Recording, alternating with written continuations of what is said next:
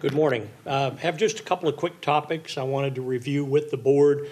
The first printed, Ethan provided a copy of a recently released 3 August Federal Communications Commission Notice of Inquiry, in which the Commission is exploring the potential for sharing existing microwave bands with other users as we look to more and more spectrum needs for broadband. The Commission is exploring the potential to allow unlicensed or licensed operations concurrently in the bands between 3.7 and 24 gigahertz. Many agency microwave systems, both public safety, private, and government, operate in those bands. And this has become a topic of at least something you should keep your eye on. If your agency uses microwave to either control a wide area network or synchronize a simulcast network, you may want to be aware of what's going on and potentially offer comments in response to this Commission Notice of Inquiry as we look to using a deregulated environment such as unlicensed activity in that band if it causes interference.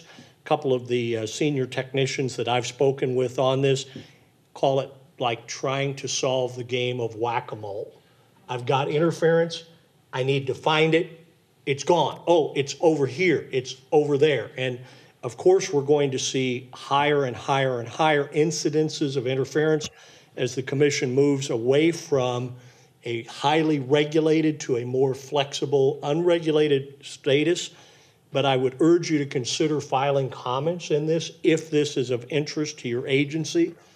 Potential words that get people's attention with the FCC include safety of life and property. That's probably all I can say without lobbying, but be aware that that NOI is on the street and the future of shared spectrum may be a challenge to you. Yes, Chris. Jim, is there a document out there that specifically labels which bands and which frequencies are up for this deregulation? No, it's a very broad inquiry. It just specifies that set of frequencies from 3.7 to 24 gigahertz.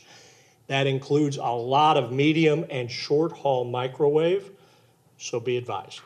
Thank you. Yes, sir. Ethan, if you can put up, I had a couple of slides I wanted to share with you.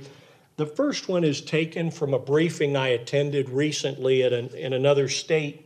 And I call this one to your attention because this particular entity has a mature, wide area, multi-band, multi-state communications network, and they are now into what we call the sustainment mode. We're looking at technology refresh. I'm saving the 34 slides, but I clipped one out that I think is a good roadmap for you.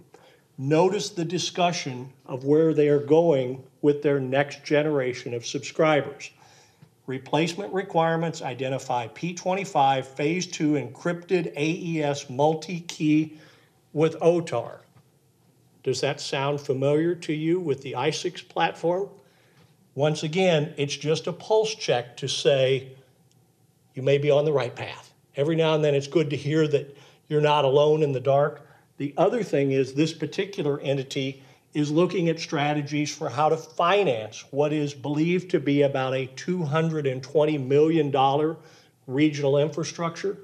They're looking at subscribers that could be centrally maintained under a long-term lease, or purchased outright and interagency MOAs established for maintenance. So just know there's people out there. That's my job to connect the dots and share this information. But I thought this was a pretty good one, just that one clip to say, oh, by the way, what I'm hearing in Iowa is being reflected and echoed in other parts of the U.S.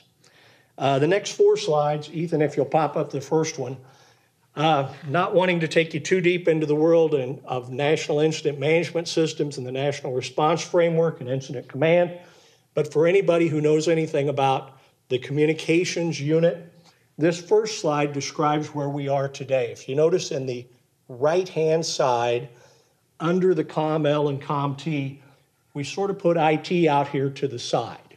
And we talk about, really, if you think about the COM-L and COM-T curriculum today, it's adapted to the all hazards environment from the National Wildfire Coordinating Group models. So they're very closely aligned.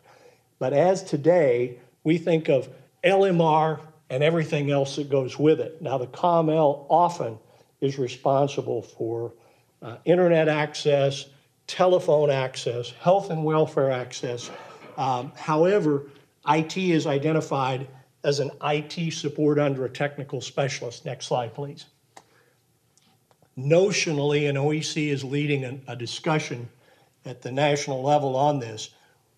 Do we create a new service branch within the communications unit that directly supports IT, specifically web apps and other things that are so critical today in managing an incident? So this is one of the things that's on the stage with SAFECOM and the National Council of Statewide Interoperability Coordinators, is understanding where the next generation of the communications unit will evolve to. And just as an example, next slide, please. This is what our bread and butter is today. We talk about what channels, what talk groups, how are they named, how do we manage, and the next slide will reflect where we think this will be in the future. Under the ICS 205, you will also be identifying assets by IP address, by functional attachment. These things happen today organically when we bring in that technical specialist, but a lot of this is in their head. It's not mapped, it's not well coordinated, so we're looking at this as a potential evolution of the communications unit to include those assets. Just for awareness only, this will take a couple of years. This has to go back through FEMA's National Integration Center. Changes to NIMS and ICS occur at a glacial pace. They happen, but it's hard to measure. The key is I don't want it to be a surprise to those of you who manage or work in this area that we're having this discussion. It's very interesting at the federal level. Does this all just really fall under IT and all comms should be under IT? Operationally, probably not. It should probably be under the logistics, under communications, and then all the things that move and make this happen. Last thing I wanted to mention to you, and I also mentioned this to the 911 Council today, at a time of heightened international tension, and I don't think anybody in this room is immune to what's been talked about in the news, the potential for an incident involving a hostile foreign power with nuclear ambitions. Let's go back to our Cold War days and remember a little thing called electromagnetic pulse, EMP, which has the potential to not only affect the electric grid, but every single thing that is connected to a wire, whether it's a microwave system, a land mobile radio system, a communications network, and the internet. Let's hope we don't have to deal with that.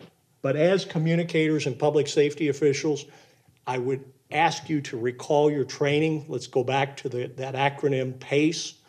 What's our primary, alternate, contingent, and emergency communication strategy? We should all have one, both professionally, operationally, and personally, but this would be a good time to rethink that, because when this fails, or when that doesn't work except in a tactical environment, remember, we have assets, we have capabilities that are off network that will work.